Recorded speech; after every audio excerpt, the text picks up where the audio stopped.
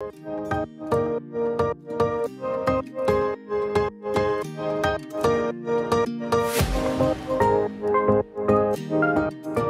my beautiful friends, it's Amanda here, and today we're talking about some new palettes coming this week from ColourPop. They're launching a bunch of new 5-pan palettes for spring. This is the Coming in Hot collection. There are 5 new 5-pan palettes, and these are launching on Thursday, April 22nd at 10 a.m. Pacific time. I'm not sure if my code will work for these or not. It's kind of iffy with things like new launches and collaborations. Sometimes they don't accept discount codes for those things, but you know, it's worth a shot. The code is just Amanda. I'll put it up on the screen for you. This is an affiliate code, so just keep in mind that I will earn a little commission if you choose to use it. If not, no big deal. I appreciate you either way, and I'm just glad that you're here. So let's get into these palettes. They are very bright, very monochromatic, and I'm going to go through each one of these one by one. We're going to do swatches, we're going to do comparisons, and then I'll wrap up all my thoughts at the end.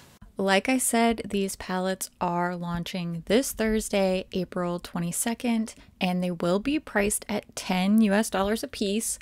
I'm not sure if they will be sold in bundles. I'm not sure if they will be available at Ulta. I do not have access to the ingredient list before they launch, so I don't know if these are vegan. I don't know if they have PET glitter. I will find out when you find out when they land on the site.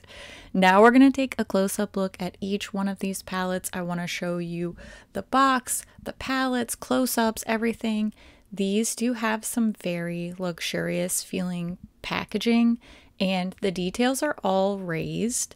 When you look at the layout here, these are the same size and shape as the other 5-pan palettes, and the little eye safety warnings for the pigments are on the back. None of these have chunky pressed glitters, but there are a lot of pigments in here, a lot of bright pigments, so I'm guessing that any of the warnings that we see are pigment warnings.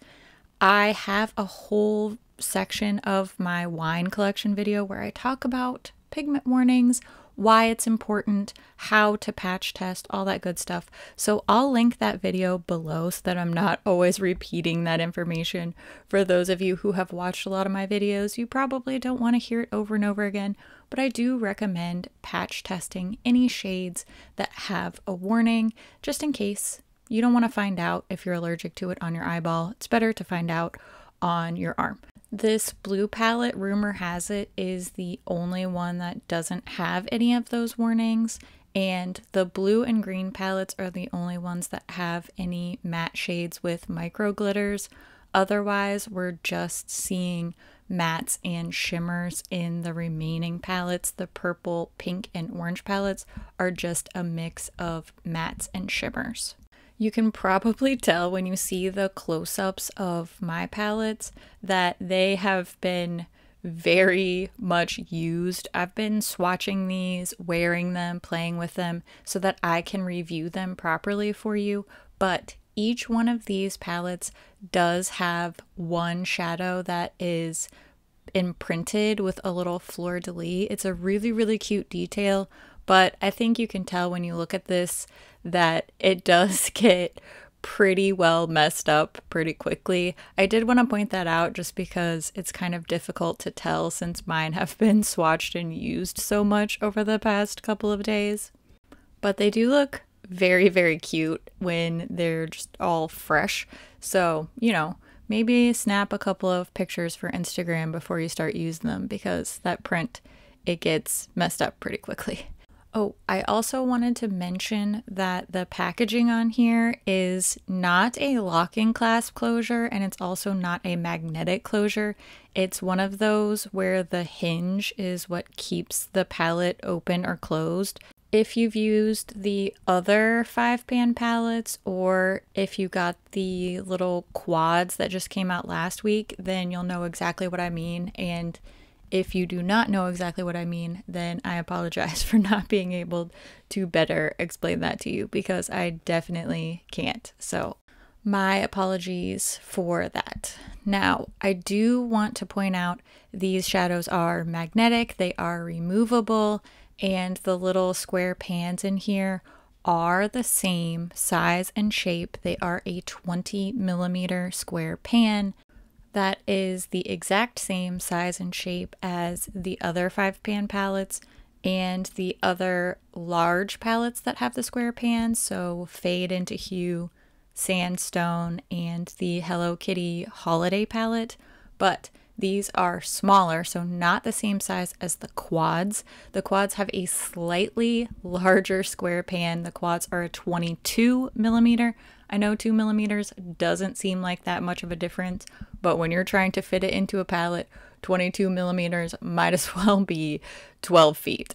So these are not interchangeable with the quads, but they are interchangeable with the other square palettes. Hopefully that was helpful and made sense. Now that you've seen these palettes close up, let's take a look at some swatches of each one of these palettes. I will be doing both finger and brush swatches. All the swatches are done on the inside of my arm with no primer down first, just the shadow straight onto my skin. I don't know if you can tell, but my arm is pretty stained from swatching these. The finger swatches will be on top, and then each corresponding brush swatch will be directly below.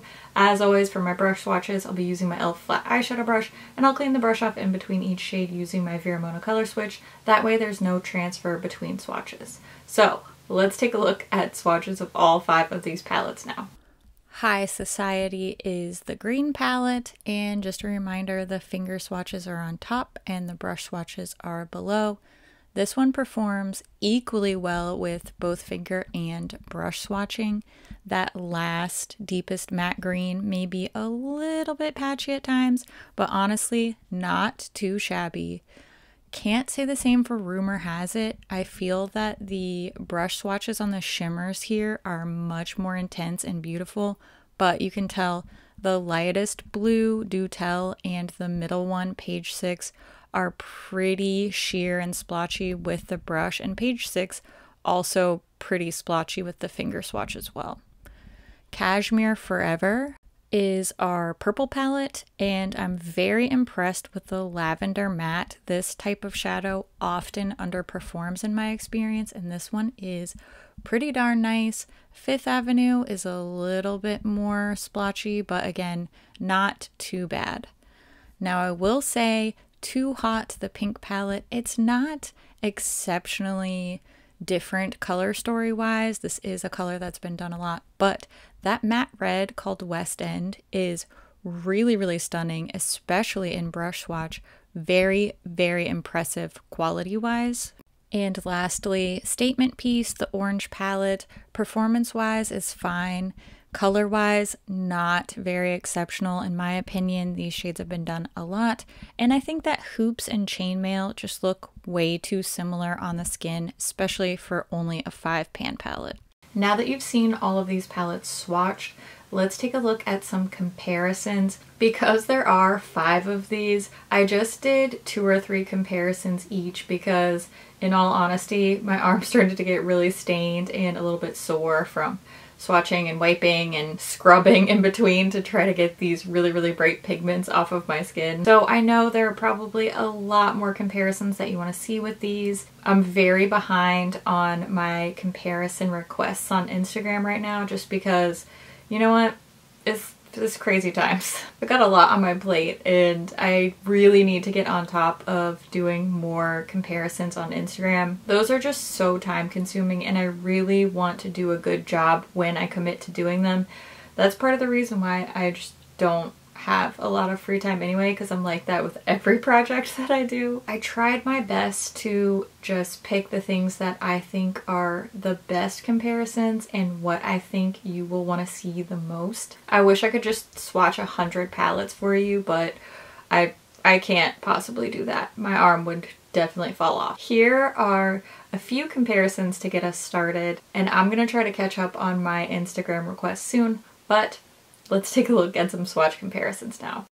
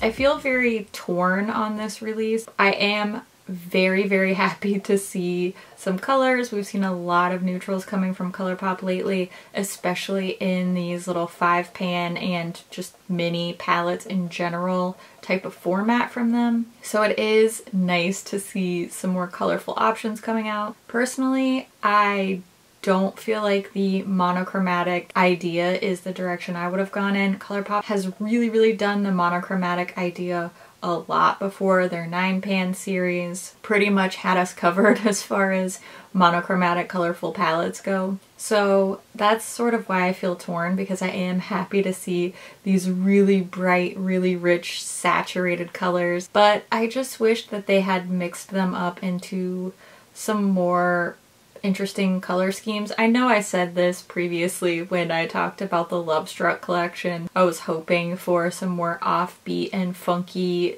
color stories from ColourPop. The good news is, if any of these colors really grab your attention, you can mix and match with those previously released palettes.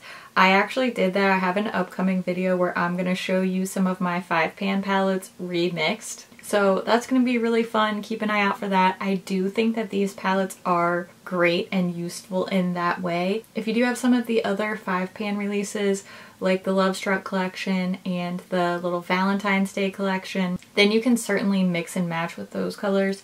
These pans are the same size as the Sandstone palette and Fade into Hue and the little Hello Kitty one, but those are pretty difficult to switch around in my experience. The plastic 5 pans are a lot easier to mix and match. Just for me. If you are a skilled depotter, maybe that's a non-issue for you. I also find the theming and the packaging to be a little bit confusing. The palettes themselves are these really, really bright, intensely saturated shadows. Then we have these really pastel colors on the outer packaging. Then it seems like the theming with the little fleur-de-lis stamps and the outer boxes and the names seems like really luxurious, royalty, rich people vibes, and that just doesn't seem to match up across the board. It sort of feels like different collections. I just don't put the bright,